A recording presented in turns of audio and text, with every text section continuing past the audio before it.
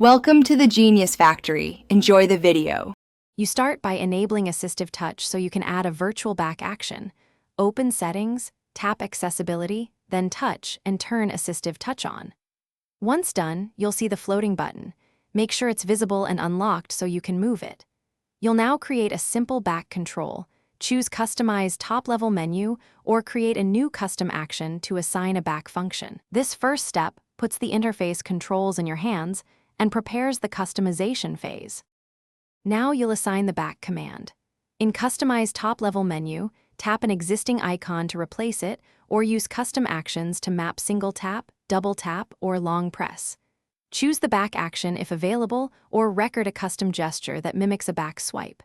Make sure to test each assignment so you know which one feels fastest. You can always change it.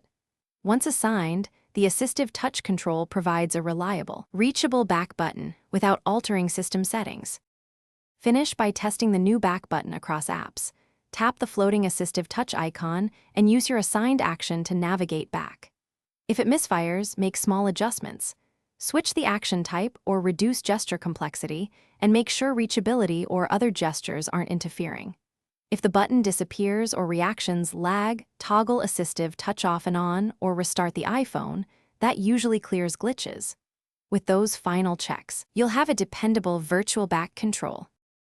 Thanks for watching. If you found this helpful, don't forget to like and subscribe.